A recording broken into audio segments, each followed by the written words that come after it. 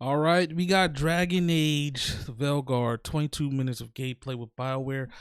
Let's look and see what this game is gonna be like. Okay, I don't know if I should be excited about it yet.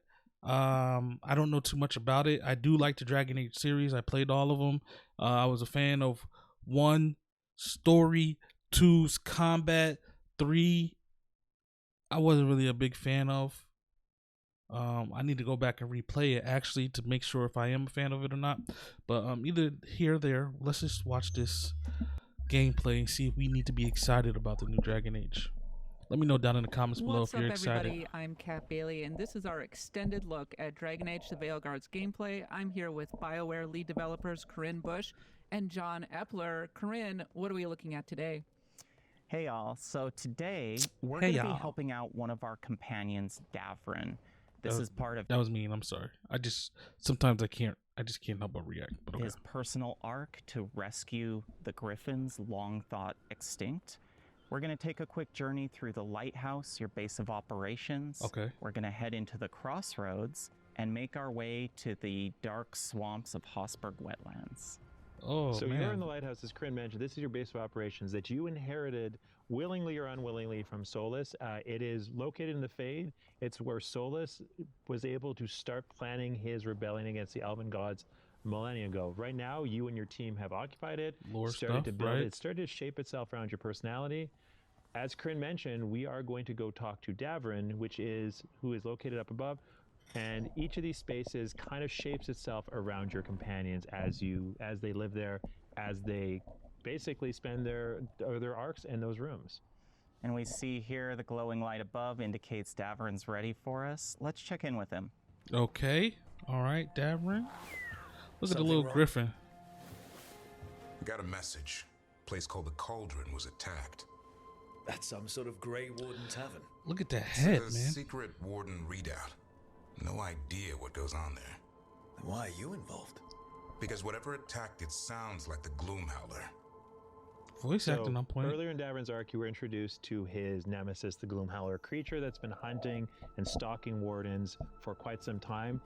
Okay, what's your plan? Now's our chance. That thing. It's kidnapped a bunch of other griffins. Davrin has been trying to track it down. Now he's got a lead, so we're going to go find this and go track this thing down. So now, okay. Okay, now, I see. Davrin, he prefers the direct approach. We're going to choose a tough response and see if we can get his approval. Then let's get rid of it. Had the same thought. What's left of the wardens are still licking their wounds. So we handle this alone. Just go to the cauldron and get the griffins back. Wow. You have to promise to behave, boy. Listen to every word I say. Stay out of trouble. Don't do anything dumb. And don't eat any. I think we get the point. Lancet and Remy told me there's a word for the bond between a griffin and warden moving as one. Turlum. Until Hassan and I have that, I'm supposed to keep him safe. I have to say that I find the So you're okay. griffin adorable. And very importantly, I know this is a question on everyone's mind. Yes, you can pet Hassan. Well, wasn't on my mind, not in the slightest. Okay. Well, thank goodness for that. And all right, what are we going to be doing next? He's up for this. All right, we're going to finish getting this information from Davrin on the Gloomhowler, and we'll be off to Hossberg and the crossroads. Between Warden and Griffin, those horns are crazy, man. The way they did horns was I suppose wild. you were born for this sort of fight, boy. All talents and temper. And a sharp tongue to remind you of it. As long as he backs it up. As long So as I he assume backs that it up. Hassan can be helpful during the gameplay. Oh, absolutely. In fact, a lot of Davrin's abilities revolve around calling Hassan in the heat of battle.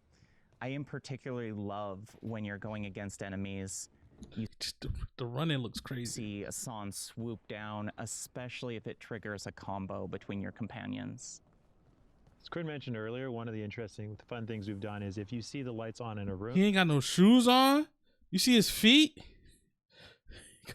Okay. All right. Companions have something to say. You can see Harding up in that space there. Nev behind you as well, and Belara. But we have a mission ahead of us. We're going to go find the Gloomhowler if we can. And we're going to go through the crossroads in order to do that. And the crossroads if you've played previous Dragon Age games, Trespasser in particular is a location in the Fade that contains a number of alluvions, allowing you to travel across Thedas in a matter of minutes. But at this point, the crossroads are under assault by the other elven gods. It's a dangerous place, and we are going to be in for a bit of a fight.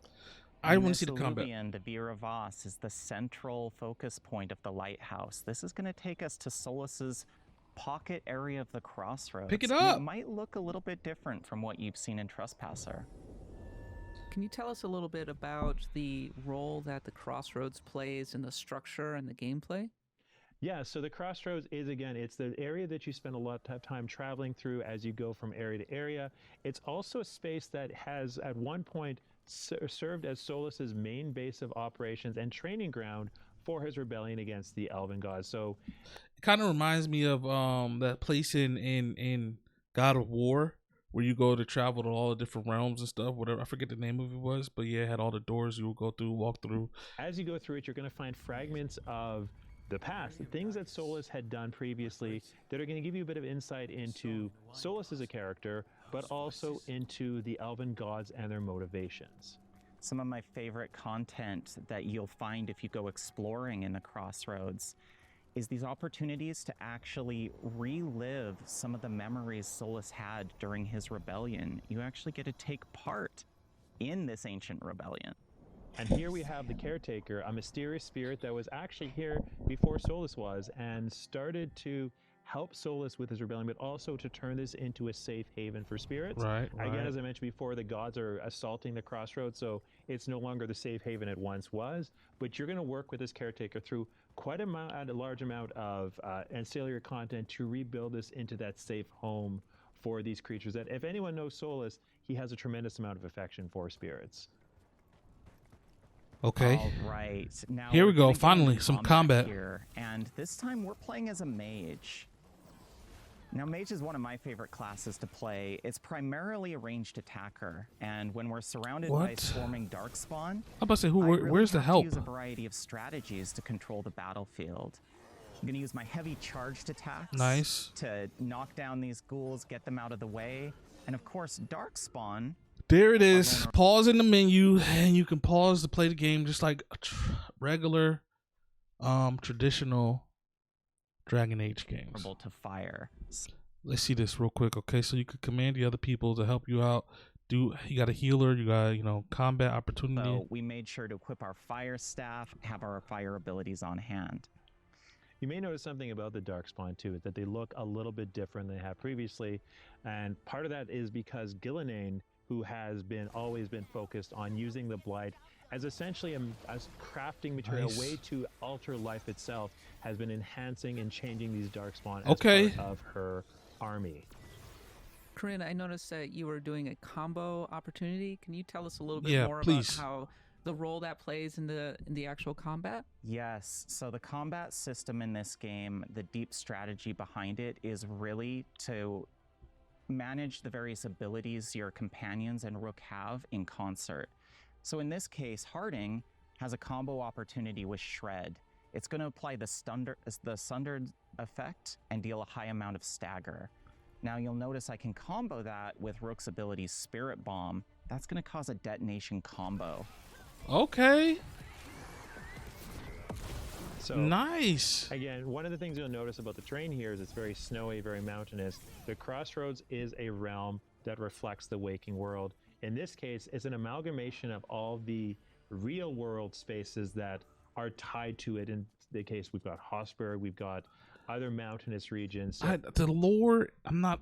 It's kind of this mix of. So you're using a controller. You are using a controller. As you see, as we move towards these alluvians, the architecture around them very clearly reflects what's on the other side. We're not going to spoiler and tell you exactly what's on the other side, but you maybe make a few guesses based on what you're seeing. Do I have to do the crossroads, or can I just fast travel right through? Good question. So it depends how you progress through the game. The first time you go to any of the new regions in the world, you'll traverse the crossroads to get there. Subsequent times, we of course support fast travel, but it behooves you to actually go back and explore the crossroads, as some of the deepest secrets lie within. Greyhold. So now you're in Hossberg wetlands. It's an area that has been almost completely consumed by the Blight. The Grey Wardens have set up an outpost here. Again, you know anything about the Grey Wardens, they Oh fight the blight anywhere they yeah. see it, and I they're remember. noticing some. I kind of want to go back and play all the other Dragon Age, man. I know it won't be a good time, but I might do it. Something strange is going. Do they? I gotta look it up if they have like a thing like the what's the game called? Oh, bro, I'm drawing a blank. With Shepard and Mass Effect, sheesh, Mass Effect trilogy type thing with all the games in The it. blight is not behaving as they expect it to, and as it historically has. So they've set up shop in this place called Lavendel, and you are here to work with them, help them out, and help them find an answer to the questions about the blight that they're asking. Tell me a little bit more about this area. It looks a little bit like a hub where you can get a lot of quests and things like that. That's right. So here we find one of the bases of the Grey Wardens. So you'll see they've really built up a small fighting force here to hold off the Darkspawn. What's more, the Grey Wardens are a faction we're going to be working with throughout the game. Them good We've old got Grey Holden, Wardens. What was that? One of the Grey Warden quartermasters. We're actually going to upgrade his shop and see what items he has in store for us. You See can if upgrade maybe it their gives us shops. an Look at edge in that. combat. So you got to use the material to upgrade the people's shops to get better items. And the Grey Wardens, much like the other factions, they understand the stakes Griffin's of Tower. the gods being out. They want to help you, but you need to help them first. They have, again, as Kryn mentioned, they're holding off the Darkspawn here. They have other priorities, so getting them more powerful allows them to more meaningfully contribute to your fight against the Elven gods. And I'm pretty sure this stuff will come in later on at the end of the game, right? Similar to like how you upgrade the ship in Mass Effect 2, right? You know, if you don't upgrade the ship, then you spoiler alert, you kill all your crewmates, or the things that you don't upgrade, you know, bada bing, bada boom. All right, so we're heading out of the Grey Warden Fortress into the small town of Lavendel. Now, this used to be a beautiful place full of life, flowers, and you can see what effect the blight has had.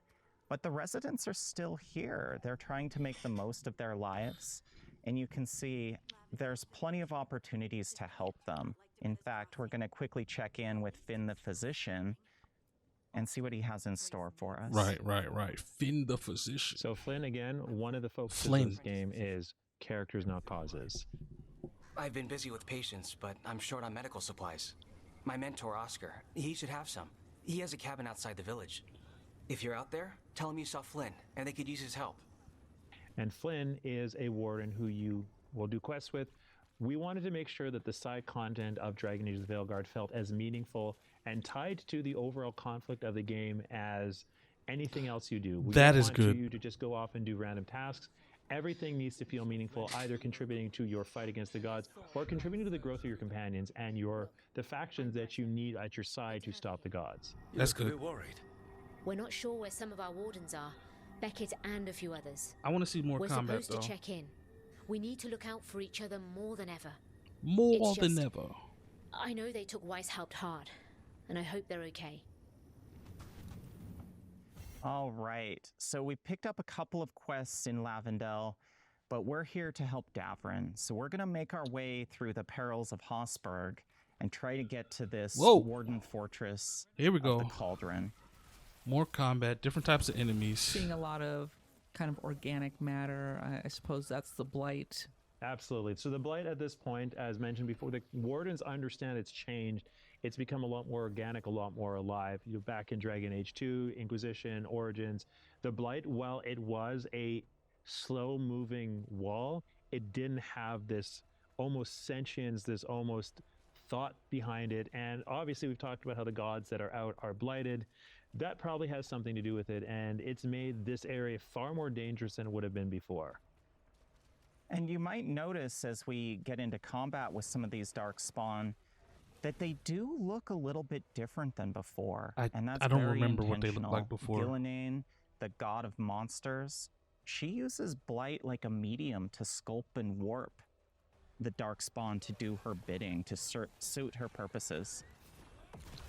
I So do right now like you'll this. see a couple of Hurlocks, one with some pretty disgusting growths on its back. Again, the idea that the Darkspawn and the Blight is an organic weapon. just They're draining not it? just coming out and, That did a lot of swords, damage. making armor. They're using the blight to augment themselves so they can more effectively defeat you and also give the gods the world. I want to see the close combat kind of thing, man. Mages and long range is not my playstyle, so this looks cool. The combat looks cool, but I do want to see the other kind of combat, more up close and personal, man. Switch to my orb and dagger on the mage. All I had to do was wait a second and then able to see. And those of you that were fans of the Knight Enchanter in Dragon Age Inquisition, you might feel right at home with this. This is a more melee-focused, more agile version of the mage. Here we go. One of the main mechanics here is you can use this elemental orb murked to apply stacks of elemental damage to the enemy and then unleash them with your dagger to detonate them. That's actually pretty cool. So, again, we're in... But you gotta dodge, bro. You'll notice that there are blight pools. The darkspawn aren't just coming out of nowhere. The blight is spawning them. Again, part of Gilneain's attempt to turn this into an army for the gods is to use these darkspawn, not just, again, whereas you have the Venatori and the Antam, you're gonna die. In one case representing magical power, in the other case representing physical strength, the darkspawn are representing overwhelming force. That was a pretty clutch heal a little earlier, by the way. You know, we've talked at length before that our fans have asked us, where is the healing magic? Can you bring it back? And Nev in this game, happy to oblige with a kit of healing spells. Nice. But now she always has to be in the So goddamn one of the party, right? things that I love about our companions is each of them, their abilities, the way that they're built, they're very thematically appropriate to the character. They're very focused on making sure that the gameplay and the narrative are as closely aligned as possible. In the case of Nev versus Vlar versus Amrik, our mages, each of them has a healing ability that is thematically appropriate to them. It makes sense when you know them as a character. Watching you play, I'm struck by sort of the size and the scope of this particular area. It seems like there's a lot of exploration that I can be doing right here. That was really one of our goals with these areas. Of course, we are a mission-based game, but we really emphasize player autonomy. You can revisit these spaces. They're full of secrets, puzzles, some pretty incredible bosses and treasure. And of course, as we saw... Can I say real quick that, like, I'm tired of exploring in games, really? I need my linear games back with a small bit of open world, right? Like, you know, Visions of Mana I'm playing now currently, and the exploration is cool. Everything's on the map. I can find stuff. I don't have to really, like, look. There's one little person thing, like, side quest that you have to find if you're trying to 100% the game. He's in different biomes, whatever the case may be, but, like, I don't want a whole big-ass open world. Now, if this is just a section of the map right here, and I could explore this section very easily, find some secrets, cool. But if I gotta look and flip over every goddamn rock to find something that I'm trying to look for or whatever, I'm not here for it no more. Earlier in Lavendel, I'm over that really playstyle, man. Narratively rich side quests. Just trying to play the game. One thing that's interesting is you'll find we're going on a quest for Davern, but Davern is not currently. I was just about to say that. Because Davern has gone ahead of us and is waiting for us at the cauldron. This is, again, we want the followers, the companions, to feel like they have autonomy. And while they won't complete the quest on their own, they will go ahead and get things ready. So when you get there, you can you talk to them, you'll have a conversation with them, and it feels like they are as invested in the success of their journey, their stories, as you are. I will say though, these fights looks like a pretty contiguous zone. Is that right? Contiguous. They're really pulling out the SAT words today. Paths, different areas to explore, and what I love is the more content you do in the area, the more shortcuts you're going to discover. You're really going to have a lot more flexibility in how you navigate between your remaining missions and quests. Well, I think something really interesting too about the way that our team has built these spaces is there's the idea of each space has its own story to tell. And while those quests, you know, we talked earlier about those quests and side quests being narratively relevant, they also contribute to a more of a meta story about the space itself. So in the case of Hossberg, we talked about how this is an area surrounded by blight, and you're kind of getting to... Can you switch characters? Can we switch characters into, like, you know, so say if I was like a close range but knight or whatever the case may be with my sword and shield, can I switch to my... It looks like they're just picking the moves. What exactly is going on in Hossberg and Lavendel, and these from the other characters to do on those enemies, which is cool too. Engaged in helps to tell that So story. you can kind of just use your companions and people in your party as like weapons, right? So if I was close range fighting this thing, and then long range, I'll look at the people on top of the mountain over there, and then I'll use old girl's moves to snipe them. Or I'll just use my little laser beam that's not really doing nothing. Are up here attacking this dark spawn on their own. Let's give them a quick hand.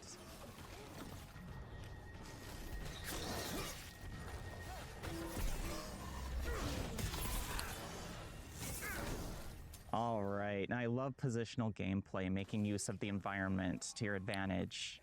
Oh. And I just saw that you could do a takedown move, so it's kind of a finishing move. You can. Now, in this particular build, I'm really focused on using necromantic energies to siphon life force. But if I, for instance, wanted to go the stagger route, I could go a full takedown build if I like. It's a really powerful, heavy-hitting style of gameplay. All right, so you'll notice Davern is waiting for us. So let's go see what he has to say. Look at Davern. He look cool, man. Got a cape. Flies in. Yeah, a bad day at the cauldron. What could do that? And what have they been hiding inside? So something tore through the gate. That's probably not great. Looks like we should probably get moving. We won't find out standing around here. Davern improves. Be ready for anything.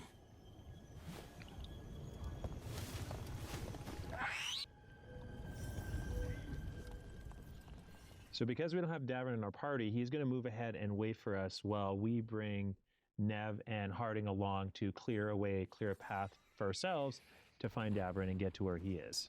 Can you talk a little bit about how Nev and Harding sort of synergize during the combat?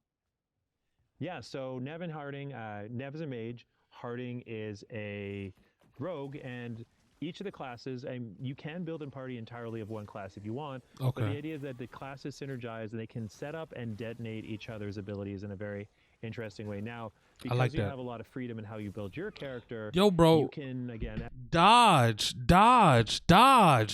Interesting way. Now, because you have a lot more than enough time. You're sitting in it. More than enough time to get out of here. Build your character. You can, again, as said, you can have all rogue party, all mage party, all warrior party. It still works. But in this case, Nev and Harding are very effective at setting up and detonating. In this case, as Corinne's going to show. So we're in danger here, and this is really what I love about the tactical layer of combat. If you get in that clutch situation where you've got this devastating incoming attack, great time to pause gameplay, weigh your options, and in this case, I'm going to go back to our combo here and see if I can just quickly get out of the way.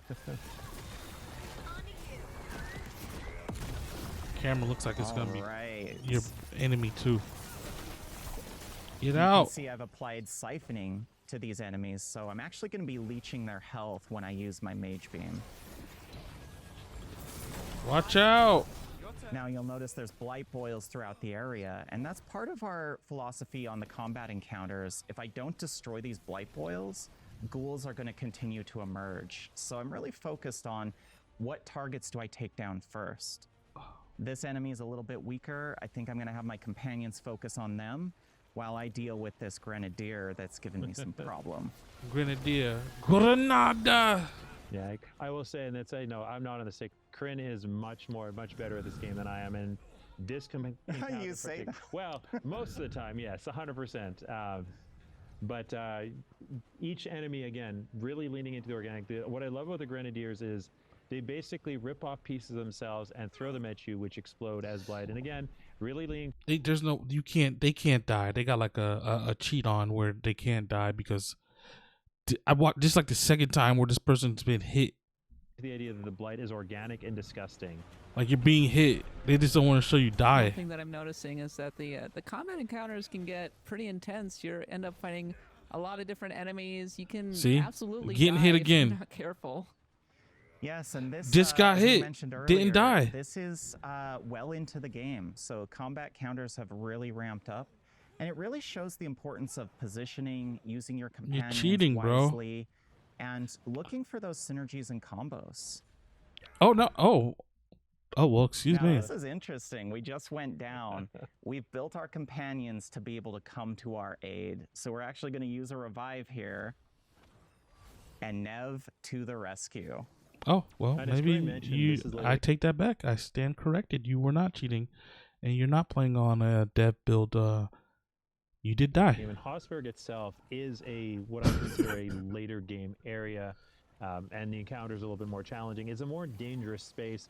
This shows up in the encounter, but it also shows up in the visuals, the storytelling here. This is a place that you don't want to be. You don't want to be in Hossberg. It is full of darkspawn, full of blight, and generally not a pleasant place to be. Well, we'll be able to explore more of the cauldron when Dragon Age the Veilguard comes out on October 31st. In the meantime, we are going to be continuing on with our IGN First coverage of Dragon Age. October is a busy, busy month. I tell you what, October's gonna be hitting hard, man. But yeah, this looks interesting. I think we'll check it out. I'm not 100% sure, but yeah, we'll keep our eye on this one. Okay, Dragon Age the Veilguard. All right.